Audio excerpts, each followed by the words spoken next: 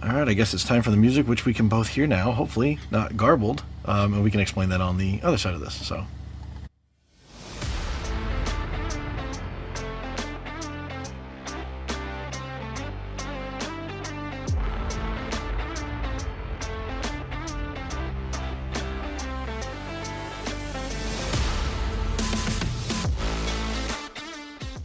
Good morning, Mr. Palmer. I like to see you bouncing around because that means you actually can hear the music, which it might as well be the inside joke that we start with. I finally figured out after, how many episodes have we been doing? Like 10 now? I finally figured out an audio glitch that was making me hear the music, but not Jim. Or Jim heard it, but it sounded like it was underwater. So, welcome to the show. How are you, Mr. Palmer? I'm good, Mr. Deegan. And yes, the audio sounded good. I for the first time in a live recording, I got to hear the music. So well done, Mr. Engineer. Yes, I am definitely not an audio engineer, but I play one on Fridays every other week. You know, it's actually kind of funny because we talk about, it's like, oh, you're not an audio engineer. And yet when I teach my antenna class, I talk about the fact that, waves are very similar, whether they're audio or RF. And so it's funny that we can both be like really good RF engineers or Wi-Fi engineers, better than the average bear. But when it comes to audio, we both are terrible, which is funny because it's like, well, it's just a wave, right? So how can we be good at one and not good at the other? I could say something about that, and maybe I shouldn't, but it's what the hell. We can't see the Wi-Fi, so maybe we're not good at that either. We just can't see it or hear it. And audio, you can hear it, and so you're not good at it. We just think we're good at Wi-Fi, is what you're saying. Well, I've got the paper that says I reasonably know what I'm doing or knew what I was doing. But anyways, before we make it too much of a train wreck on a Friday, let's see. We kind of, anybody that runs a podcast on a regular basis knows sometimes you run out of topics, and we kind of kicked around one, and it's going to be a little bit of a new setup. I've got a timer on my desk. I'm holding it up to the camera that nobody other than Jim can see, because that's our gag. And so we decided, with Mobility Field Day, by the time you might be listening to this, Mobility Field Day will be happening shortly thereafter. This will drop the morning of Mobility Field Day, where Jim will be in front of a firing squad, and he'll be getting all sorts of questions thrown at him, and I promise I won't throw any of them at him myself. But so one of the topics, or one of the discussions rather, we had was 6E or 7. And I wouldn't say it's a hot or controversial topic, but it's timely. You're starting to see all the 6E stuff that could come out has come out. I don't know that anybody's coming out with another 6E AP in the enterprise space in the coming months. I think everybody's eyes and ears are focused on 7. And so Jim and I were talking about this the other day, and we're like, this would make a really interesting podcast topic, but we could make it even more interesting. And that's where the timer comes into play, Jim, right? Right, because you and I both know that we could go on for many, many, many minutes. And so what we've decided to do on behalf of our listeners is we're going to set a timer and say, when the timer goes off, we're done talking. So we have to be very clear, concise, and to the point so that we can be done in less than the 3 hours that we could talk on the subject. So, John? Yes, sir. I will go ahead. I'm going to hit start on the timer. Hopefully you can actually hear the audible. And we're going down from 25. Okay. All right. 25 minutes from now, we are going to solve the 6E versus 7 debate. I don't know about solve it, but... Okay. Oh, we're solving stuff on a Friday morning, John. So right off the bat, Mr. Palmer, what would you do, 6E or 7? It depends. You stole my answer. So in fairness, it does depend. But what does it depend on, Mr. Palmer? It's funny. This is one of the topics that I know is going to be talked about at Mobility Field Day. And yeah, this episode will drop on morning of day 2. So this will actually, if you're really a glutton for punishment, you can listen to this before you listen to me talk and present in the afternoon. This will drop in the morning. I present in the afternoon/evening. And, it's funny because it really seems for us, it's not that big of a deal. Not because we don't have to buy, $1 million worth of gear, but because we know and understand the natural progression of technology. I remember writing a blog post a few years ago on my personal blog where I talked about, do you go Wi-Fi 6 or Wi-Fi 6E? And the answer that was at that point a few years ago is still the answer that I would tell you today. And I would tell you that it really doesn't matter about the technology. The technology doesn't matter. The key thing that I point at, that I always look at, and I will always argue, and this is the point I'm taking today, is that it really matters about where you are within your budget cycle. That's it. When do you get to have your chance to buy new APs or upgrade your existing network? Because, if we look at it now and you go, do I wait for 6E, or do I 6E's out, or do I do 6E, or do I wait for 7? Well, it's an easy question. When do you have the money to buy APs? Yeah, Because look, we know that Wi-Fi 7's coming. At CES earlier this year, January of 2023, there were some consumer APs that were announced. I've seen some reports of some smartphones out of Asia. I haven't seen anything in the US, but it's out of Asia where there's Wi-Fi 7 clients. But the consumer home AP that's Wi-Fi 7 isn't really shipping. It was just announced, but it's not shipping until the summer of 2023. And so if you're looking at the question, do I wait for Wi-Fi 7? The question is, can you afford to wait for Wi-Fi 7? If you try to wait until we get, Wi-Fi 7 APs released and shipping, is your money still going to be there? Or are they going to simply say, you know what, you didn't spend it, so we're going to take that money, give it to somebody else, and we'll come back to you in 5 or 6 years, whatever your AP refresh cycle is, before we give you more money. Right. And I think, that's one thing that's come up with, because obviously we work on a couple different areas of the business on the Ruckus side of things. And with me as an SE, I've talked to customers. I was not that long ago still a customer, although of a different vendor. The refresh cycle is definitely key. When are you budgeted to replace things? And sometimes it's not even what you budgeted to replace, but I had this happen a couple times where there was a budget surplus, and it's probably the most funny thing to me in the corporate world, but if you have a budget for, say, 2023 of $10 million, and in November of 2023, they come to you and say, we've only spent 8, we need to hurry up and spend the other 2 because we won't have $10 million in the budget next year if we don't. So sometimes you buy stuff because you have the money that you weren't expecting to, but budget is definitely a concern. But one of the things that I hear a lot, or have heard a lot, and it's came up at WLPC, as well as other interactions we've had with some peers, was I want to wait for the latest and greatest. And here's the reality, right? So if you've got Wi-Fi 6 and you don't need to upgrade, like you're not dying, like you're not struggling, you've got a relatively new, healthy plant, and you don't have any sort of greenfield deployments coming up, then in my mind, you could probably wait till Wi-Fi 7. You've got Wi-Fi 6. All of your clients are probably Wi-Fi 6 capable. Maybe you've got some that aren't. But you probably don't have a whole lot of 6E clients. You certainly don't have any Wi-Fi 7 clients right now. So the budget cycle is definitely going to dictate what you do and when. But just as important is your clients. And so I think it depends on, and there's that buzzword again, but I think it depends on, in addition to the budget cycle, what you do, what vertical you're in, right? So if you're in hospitality, or you're in, say you're like a large public venue, a stadium, a convention center, something like that, where having the latest and greatest might seem like you're chasing fool's gold, but it also might be a selling point to your convention guests or, potential events in the future. If you've got Wi-Fi 5, and everybody on this podcast, you and I both know this, and anybody that listens to us that's gone to WLPC knows this firsthand. One of the biggest pains we had at the old facility there was poor Wi-Fi. Even this year was a hot topic because of certain configurations and things like that. So, the guests, especially nerds like us, want the best that they can get. But here's the thing, right? So I don't have a 6E device that I use on a daily basis. I have a Google Pixel in my drawer right here.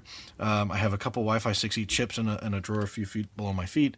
But I don't have one that I use on a daily basis. I have 6E APs. I haven't deployed any in my house yet. So it really, you have to ask the question as the engineer or the deployment team, what do I need? What are my client needs going to be? Because if your clients are all using 3 and 4 and 5-year-old devices, you don't need 6E or 7 now. But if they refresh every 3 to 4 years, chances are they're probably going to need it sooner than later. I think the areas that I probably don't envy the most would be like I'm not even sure if I would say high schools, but definitely colleges, I think would have some really challenging refresh cycles, not the least of which is because you can only do upgrades in like a 2-week window over the summer when there's no sports camps or orientations or other physical plant activities going on. But I mean, obviously you don't control the clients, right? Corporate enterprise, maybe you do. You dictate who's getting what phones and you can control what phone, if it's going to be Wi-Fi 6 or 7. But colleges, you don't. And depending on the school, I mean, you could have hundreds of thousands of devices if you go to a big state school, potentially. And some of the kids are going to be wanting the latest and greatest. I'm sure, that's not hard to figure out. Like they want a new phone every year. And some of the kids have the same Android beater phone that they've had for 5 years. It's held together with duct tape. It works just fine for what they need. They don't care. So I think but there's no wrong answer. That's the beauty part, right? At the end of the day, 6E gets you 6.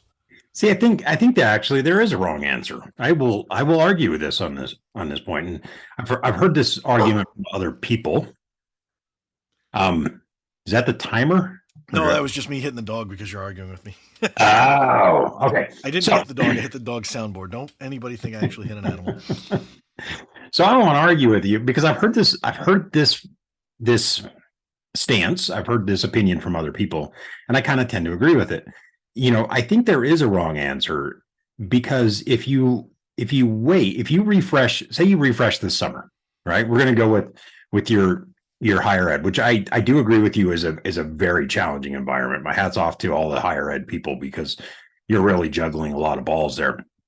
But the problem I think you have is if you look at it and you say, hey, I'm going to, not deploy 6 gigahertz and 6E today because we expect to start seeing Wi-Fi 7 APs next year, first half of 2024. The problem is you say, okay, I'm going to not do 6E. I'm not going to do 6 gigahertz this summer. I'm going to wait. But then you end up not having any 6 gigahertz channels for how long? How long before you get that opportunity again? And so, yes, while there might not be a lot of 6E clients today, what is it going to look like in 2 years from now? Because, yeah, you're still going to have the 5-year-old beater Android phones. You can never get away from that. But you're also going to start seeing a lot more devices, I think, coming out this year that are going to have 6 gigahertz. Whether it's Wi-Fi 7 or if it's 6E, we don't know. And that's the next topic I'd like to discuss. But we also know that, you do have, it's this window time. And so you look at your refresh cycle and you say, okay, this is the one chance in the next 5 years that I'm going to be able to put an AP into this building. Can you afford to not get 6E? Would you rather have like a Wi-Fi 5, keep your Wi-Fi 5 or, a Wi-Fi or put in a Wi-Fi 6 and not put in 6 gigahertz if it's going to take you another 5 years to put 6 gigahertz into a building like that? Can you afford to wait that long? Or you can start getting so many complaints in 2 years that all of a sudden your entire refresh cycle gets jacked because you now have to pivot and be like, even though we just put in some APs 2 or 3 years ago in this building, we now have to go back and redo it because we really need 6 gigahertz. And so, yes, while Wi-Fi 7 is coming and it's coming next year, if that building on your campus is not slated to be touched again for another 5 years, can you wait those 5 years to not have 6 gigahertz? Maybe you can, maybe you can't. We can't answer that, but it's a question that needs to be asked when you make that decision of, do I do Wi-Fi 6E APs, or do I stick with, Wi-Fi 6 or not do anything? Yeah, and I mean, I think that's the beauty part, and I've had that conversation with some folks as well. That like at the end of the day, and I go back to again, we're going to beat the hell out of it. Depends today, but it does depend, right? If you have the money and you have to do something today, even though we all know Wi-Fi 7 is basically going to drop sometime later this year, probably. Maybe. I mean, again, well, so I say probably, maybe, and you grown, and I'll put out, it's the elephant in the room, right? AFC was supposed to be out when I was at a different job when there was no pandemic. Okay. And people can talk to me and say, no, that's not true. I was driving in my car in Englewood Cliffs, New Jersey, listening to a podcast by the Clear to Send folks talking about AFC's impending release. Okay. I was not wearing a mask. I didn't have to get shots to go to work. There was no pandemic. Okay. That was like 3 years ago. It's still not out. It's already slipped again in 2023. So I say that because it's a moving target, right? There's no like guarantee that on September 1st, 2023, the FCC and everybody else is going to be happy and agree to everything, and all of it's going to come out, and Wi-Fi 7 is going to be a thing, and the balloons are going to fall out from the heavens. It doesn't matter. There's no guarantee. We're all assuming, but you know what they say when you assume. And so we've got the history, and again, so AFC is still not a thing, right? So it's sort of the point. I'm a little bit all over, and I apologize, but people have bought 6E outdoor APs. The few that were made, and we as Ruckus don't have an outdoor purpose-built solution. Our play is to put it in a box when AFC comes out. That's neither here nor there, because I think by the time AFC becomes a thing, there'll be a Wi-Fi 7 outdoor AP from everybody. But you've got people that have bought Wi-Fi 6E outdoor APs that today, I mean, they might have bought them last year. They still can't use them. I mean, they can be outdoor, but you can't use 6E. You cannot use the 6 gigahertz spectrum outdoors, because it hasn't happened yet. But they bought it with the expectation that it would eventually happen and they'd be able to use it because of that 6 gigahertz spectrum, which is the best thing, really the only thing worth anything for 6E. But I think if you're at this point and you can wait, and you know you're not going to lose the budget, wait for 7 in that case. But if you know you're going to lose the budget and you can get your hands on 6E APs and you desperately need them right now, like you've got a greenfield deployment, it's going live in a month, go 6E. You're not going to get 7 in time. It's just the reality of it. And there's a couple. So there's the one on the client thing I want to touch again, and then I'm going to go someplace where you would not expect me to go here. But I mentioned clients, and there's the other elephant in the room, the iPhone. Okay, everybody likes Android, all the other stuff. Apple is one of the biggest handset suppliers in the world. They didn't put 6E in the iPhone last fall. Okay, this fall, we expect Wi-Fi 7 to be a thing, right? You're already, like you said, CES already has Wi-Fi 7 APs coming out, right? Well, home routers and things like that. You've seen some interesting devices coming out of APAC.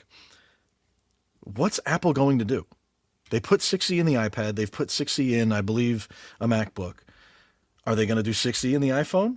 And then like a day later, it's going to be Wi-Fi 7 announced? Or are they going to be way ahead of the curve and go Wi-Fi 7 this year? I don't know. Because I remember leading up to their announcement, there were a lot of people on the quote unquote in the know that fully expected that iPhone to be Wi-Fi 6E last year. So that's going to be something worth watching. I honestly wouldn't make my network decisions based on that, but I think there are people that are watching. And I'm going to flip gears completely away from clients, and then I'm going to let you have the mic back. But so this is the unexpected thing out of my mouth. So I hope you're sitting down, Jim. But with 6E and 7, the APs get a third radio because of the 6 gigahertz spectrum. They need more power. So it's not just an AP refresh anymore for 2 reasons. I mean, the one obvious thing is you're going to have to redesign your network. This is not a rip and replace, generally speaking. 6 gigahertz covers less than 5, covers less than 2.4. If you're doing a rip and replace, you're going to have coverage gaps on the 6 gigahertz spectrum. So you're going to have to redesign it. You're going to have to add more APs. That's not a sales pitch. That's just the reality. But you need more power, which means you're not going to be able to just plug them all into the same old switches. You're probably going to need new ones. And I hate switches, but it's the reality is it's potentially one of the more complicated upgrades. Not maybe complicated, but more involved upgrades. It's not as simple as just plugging in 10 APs to replace 10 APs, because those 10 APs that you're replacing, the new 6E or 7 APs, they could jack up your power budget significantly. Well, hopefully, and I'm not surprised that you went there. I have fresh scars.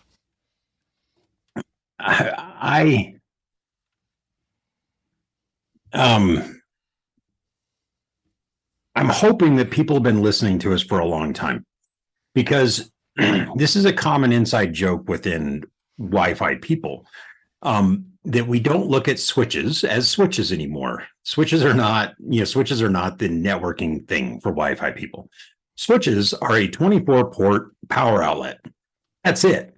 So hopefully you've been listening to the smart people in the Wi-Fi world for the past few years. When Wi-Fi 6 came out, because we've always heard this thing about MGig. And yes, we might actually be to the point now where you are probably going to need, especially with that third radio, and whether it's 6E or 7, you're going to need to have more than 1 gigabit per second on your uplink from your AP to your switch. You're going to need, are you going to need 10 per port? Probably not. Yeah, you want it. Are you going to need 5? You know what? Because here's the thing, you go down, you go 2.5, and it's like, do you really want to be, that close to it? Because Ruckus has some numbers that I've seen that I'm actually going to be sharing, and so I'll share here a few hours before I share it on Mobility Field Day. We have some numbers where we call them good put, which is we have the theoretical maximum of Wi-Fi 7, which is like 46 gigabits per second, which is never going to happen. Just simply because of the requirements to get there. We all know that. But when you take a look at the possibility, or what we call the good put, of potential throughput of where we go, hey, we might be there.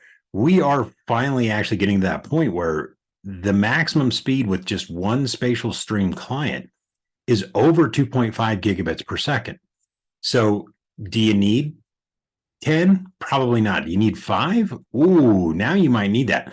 So hopefully you've been listening to these, because everybody's talked about that, but it's like, oh, speed. But if you talk to the people in the know that look at a switch as a 24 port or a 48 port power outlet, like a big massive power strip you put in your garage to plug all your tools into, you've been paying attention to the fact that you are going to need more than 30 watts per port. So AT is just not going to cut it anymore.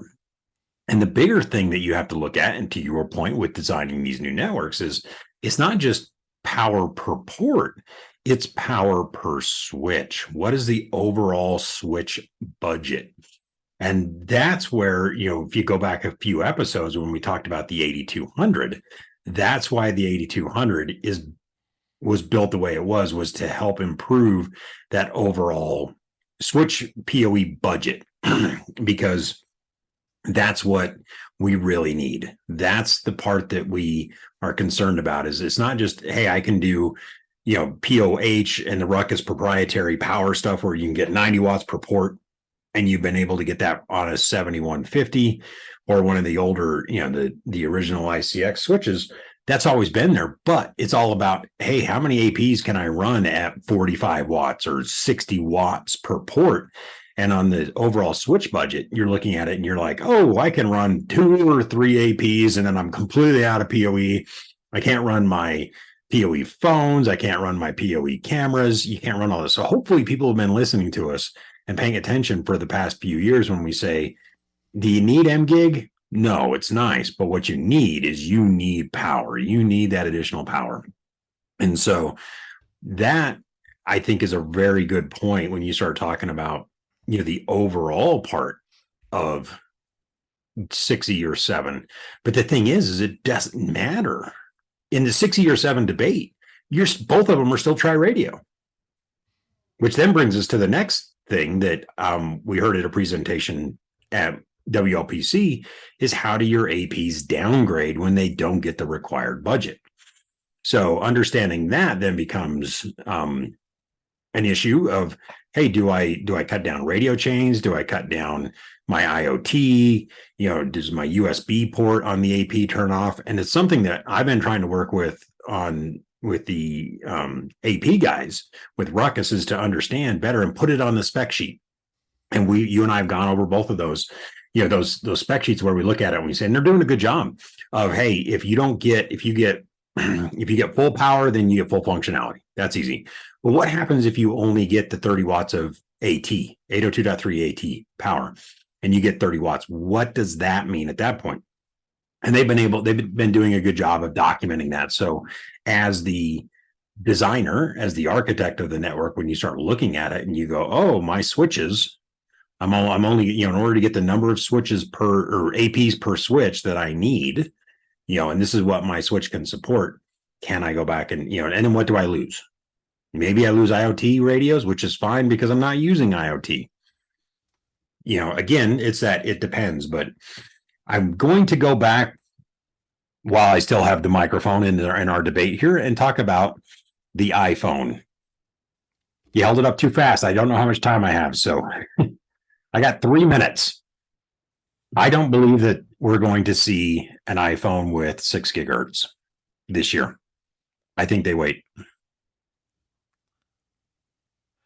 It's going to be interesting to see, because I don't think, and Apple's done it sometimes where they've gone and done something completely, on the one hand, crazy and unexpected, but at the same point in time, like totally Apple, like getting rid of the optical drive before everybody else did, and everybody thought they were crazy.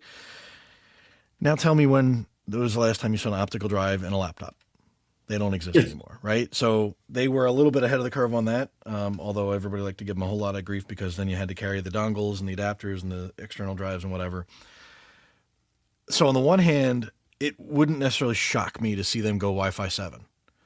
But the big thing there is Wi-Fi 7 they would have to know with utmost confidence they would have already had to know, honestly, as they're manufacturing these devices, because they probably already started. They'd have to know with confidence that Wi-Fi 7 would be approved and out in that like October, November timeframe, because the phone usually drops in October and they announce it like September. So if they haven't gotten that confidence from the regulatory bodies, it's not going to happen. But I do think they're going to go 6E, and only because like months after the fact they went 6E on the iPad and it's in their laptop. I think it's inevitable that they'll at least go 6E, because at the end of the day, it's the beauty part with 6E and with 7. I don't want to say there's no wrong answer. I know I kind of agree with your point from before, but if you go 6E, your clients are going to work on 6E. And then when you go 7, the 6E clients are going to work on 7 too. So there's nothing wrong if you can only, and I'm using air quotes that nobody else can see, if I'm only being able to put in 6E, it's better than nothing, right? Again, back to the budget. If you know you can wait until 7 is actually out and you're not going to cost yourself to lose any budget and you're not going to hurt any of your projects, then wait. Because we know we're on the cusp of a 7 becoming readily available. But at the same point in time, if you can't wait or you're going to lose budget, go for 6E because it's out now. You can get it now. They're shipping now. I just got a box of them at my house the other day. They work fine. They're supported. It's not like you're literally not losing that much in the life cycle, right? 6E is going to work with 7. There's going to be some stuff that's going to come out that's going to be 7 specific. There always is. But, looking back at the grand scheme of things from a throughput and technology perspective, like Wi-Fi 5 and Wi-Fi 6 clients still work perfectly fine. The last thing I'll say is 6E is no longer bleeding edge. No. So for people who are concerned about that, yeah, and our time is up. 6E is not bleeding edge anymore. It was a year ago, and so my stance would be a little different. 6E is not bleeding edge anymore. So for people who need stability, have the budget, and have to go this year, you go 6E. You go the 6E AP. If you can wait, like you pointed out, this we will agree on, then you wait until Wi-Fi 7. If it's not going to mess up your refresh cycles, if it's not going to mess up your budgeting and your money stuff, then you wait. But I think the biggest changing factor at this point is the fact that 6E is not bleeding edge. Yeah, I agree. We There's no limiting factor from a technical perspective. It doesn't scare me to say go 6E. Nope, not anymore. It's purely a what can you get away with perspective, opinion at this point. If your bean counters are making you spend money and it's got to be spent before 7's available, well, they made your decision for you. But you're not gonna. I mean, we haven't seen everything that's going to be in 7, and I certainly don't know everything that's going to be in 7. But there's always going to be something better, whether it's 7 or 8 or 9 or whatever else they cook up. There's always going to be something else better. It's the same thing with all tech and all, cars. Like, oh, I want to get that car. I need a car now. And then the day after you buy that car and you're like, I love this car. And then the next day they announce the new thing. So you can't have that buyer's remorse. If you need it, go get it. If you can wait. But I think it'll serve them well no matter what. All right. Timer beeped. We have to respect the timer a little bit. Maybe right, I'll ring the bell. So let's and with that, I stole that from my other show. So closing thoughts, anything you want to say before we send it home? Tune in to Mobility Field Day later today. And if you are watching other people and you don't hear this till later, then go find the recording. Go find a recording in a week from now. And if you happen to be, I will be in Sunnyvale next week. So if you happen to be there, and come find me. Yeah, maybe you'll actually have some stickers. I might, yes. All right, I've got nothing else. I think we had a good one. It was nice and rapid fire. Hopefully everybody liked it. If you did, come find us on Twitter and tell us. And if you don't find us on Twitter, don't tell us. All right, I got nothing else, Mr. Palmer. If that's all it is, I'm going to hit the music and I'm going to say have a good one and see you in a couple weeks. Have a good one, man. Take it easy.